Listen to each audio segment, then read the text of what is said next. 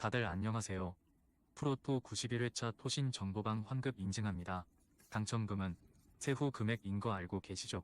다들 아시겠지만 한 경기 취소되어 당첨금이 반토막 났지만 그래도 당첨 모두 축하드리며 오늘 경기도 분석 시작해보겠습니다.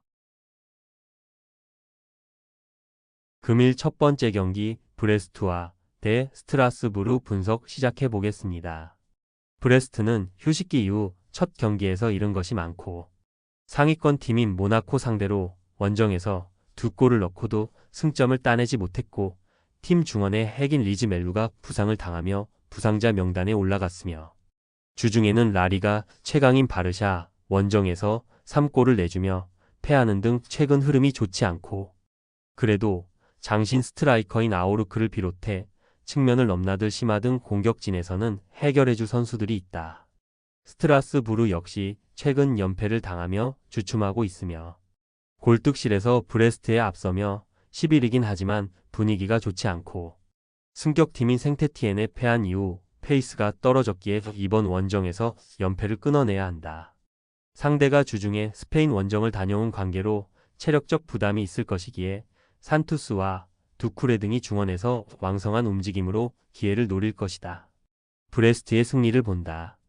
리즈 멜로의 이탈 공백은 아쉽지만 마그네티와 카마라, 둠비아 등 공백을 메워줄 선수들은 충분하다. 또 연패를 당한 원정과 달리 이번 일정은 그들이 강점을 보이는 홈이며 세트피스에서 아오르크가 제공권을 장악하며 이선으로 기회를 제공할 것이고 시마와 마르틴이 침투로 해결할 브레스트가 승리할 것이다. 금일 두 번째 경기 페에노르트 대 시타르트 분석 시작해 보겠습니다. 페에노르트는 아약스전 패배 이후 3경기를 모두 승리하며 선두권과 격차를 좁혔고 워낙 부상자가 많은 시즌 초반을 보냈기에 호벤과 아약스 등에 밀리는 인상이 짙었는데 확실하게 반등에 성공했으며 주중 맨시티 원정에서는 먼저 3골을 내준 이후 3골을 성공하며 패하지 않기도 했고 부상에서 돌아온 산티아고 히메네스의 골이 나왔고 한츠코가 종료 직전 중요한 골을 넣었다.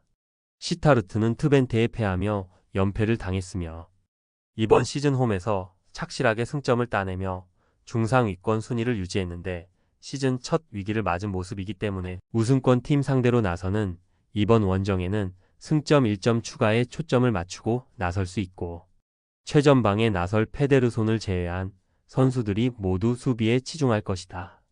페에노르트의 승리를 본다. 시타르트는 홈 경기력이 좋은 팀이지만 원정에서는 이번 시즌 성적을 내지 못하고 있다.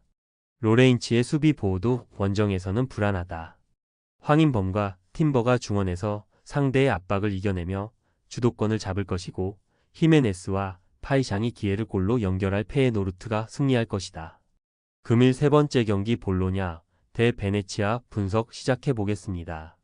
볼로냐는 주중에 릴 상대로 챔스 일정이 있었으며 그러나 홈에서 나선 경기였기에 이동으로 인한 피로도가 없고 로테이션을 돌릴 필요가 없고 부상 중인 은도에와 에비셔, 징계로 결장하는 중앙 미드필더 포베가를 제외한 선수들이 모두 출전 가능하며 팀의 주포 역할을 하는 카스트로를 비롯해 오드가르드와 오솔리니가 스리톱으로 나서 최하위팀 수비를 넘으려 할 것이다. 베네치아는 반드시 승리해야 했던 레체전을 패하며 최하위를 벗어나지 못했으며 강등권 팀 맞대결이었고 홈이었기에 승리가 필요했는데 원하는 결과를 얻지 못했기 때문에 타이트한 일정의 볼로냐 상대로 원정에서 소극적인 운영을 하지 않을 것이며 최전방 공격수인 포우얀 팔로를 비롯해 오리스타니오와 예보아가 공격에 기여를 올릴 것이다. 볼로냐의 승리를 본다. 베네치아가 일정상의 유리함이 있지만 전력의 격차를 원정에서 넘을 정도는 아니다. 포베가가 빠지는 건 아쉽지만 프루어와 니콜라, 모로가 공백을 메우며 중원 주도권을 내주지 않을 것이고 카스트로가 안정적인 마무리를 할 볼로냐가 승점 3점을 챙길 것이다. 금일 네 번째 경기 바야돌리드 대 에이티 마드리드 분석 시작해 보겠습니다. 바야돌리드는 헤타페 원정에서 패하며 최하위를 벗어나지 못했으며 이번 시즌 잔류를 노리며 여러 선수를 영입했지만 결과를 내지 못했고 부진이 길어지고 있고 그래도 이번 일정은 홈인데다 아틀레티코가 주중에 체코 원정을 다녀왔기에 자이언트 킬링을 노린다. 아누아르와 키케 페레스 등 중원이 라인을 올릴 것이고 모로가 침투로 골을 노릴 것이다.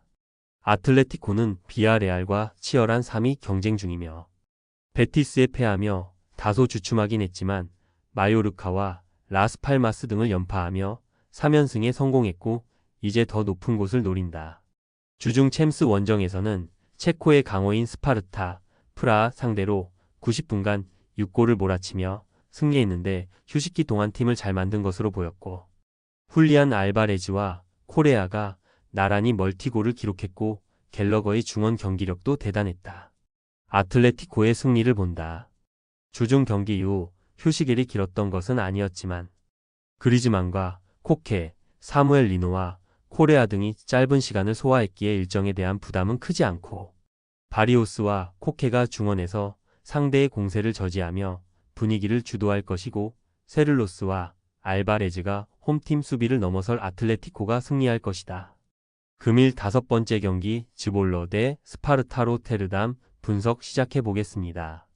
즈볼레는 휴식기 이후 나선 첫 경기에서 아약스에 패했으며 피팅어와 엘 아조우지 등 팀의 핵심 중앙 미드필더들이 아약스 상대로도 크게 주도권을 내주지 않으며 경기를 잘 운영했지만 원하는 승점 추가를 하지 못했고 그래도 남리와 몬테이로가 측면과 최전방을 오가며 번뜩이는 움직임을 보여줬고 플로라누스의 오버래핑도 위력적이었다. 스파르타, 로테르담은 알크마르에 패하며 4연패를 당했으며 아약스와 호벤, 페에노르트와 알크마르의 4강을 제외하면 에레디비지에서 가장 경쟁력 있는 스쿼드를 꾸렸다는 전문가들의 평가가 있었지만 전혀 성적으로 이어지지 않고 있고 최전방 스트라이커인 라우리세는 충분히 역할을 하고 있는데 다른 선수들의 부진이 아쉽다. 접전을 본다. 즈볼레는 홈에서 시타르트 상대로 최근 3골을 뽑아내며 승리하는 등 홈 경기력이 나쁘지 않다. 중원의 경기력이 살아난 것도 감안해야 한다. 그러나 확실한 해결사인 라우리센이 기회에서 마무리를 할 수 있고 키톨라노가 중원에서 경합을 피하지 않을 시타르트도 물러서지 않고 경기를 운영할 것이다. 금일 6번째 경기 PSG 대 낭트 분석 시작해 보겠습니다. 파리는 휴식기 이후 재개된 리그에서 툴루즈를 잡고 1위를 견고하게 지켜냈으며 2위권 팀들이 다소 주춤하는 상황이기에 충분한 차이를 벌렸고 비록 주중 미넨 원정에서 김민재의 선제골을 허용했고 덤벨레의 퇴장이 나오며 패하긴 했지만 리그 경기력은 확실하며 챔스가 격주로 있는 이번 일정이기에 로테이션을 크게 돌리지 않고 베스트 11을 가동할 것이다. 낭트는 르아브르에도 패하며 4연패를 당했으며 중위권 경쟁을 할 충분한 전력의 팀으로 평가받은 이번 시즌이지만 성적으로 나타나지 않고 있고 몰레와 모하메드 등 팀이 기대한 공격수들이 찬스를 해결하지 못했고 치리베아의 중원 파트너 자리도 문제고 이 경기에서는 연패 탈출을 위해 라인을 확실하게 내릴 것이다. 파리의 승리를 본다. 낭트는 모제스 시몬이 특유의 빠른 발과 돌파를 앞세워 역습에서 홈팀을 어렵게 할 수 있다. 그러나 네베스와 자이르 에메리가 나설 파리 생제르맹의 중원 공세를 저지하기 어렵고 바르콜라와 덤벨레, 아센시오가 스리톱으로 나서 낭트 수비를 공략할 파리가 승리하고 연승을 이어갈 것이다. 토신 최종 조합은 영상 아래 고정 댓글로 말 걸어주시면 토신 정보방에서 무료로 공유해드립니다. 제발 손해보면서 토토하지 말고 다같이 웃으면서 즐겁게 베팅합시다. 함께 하실 분들은 부담 갖지 마시고 편하게 말 걸어주세요.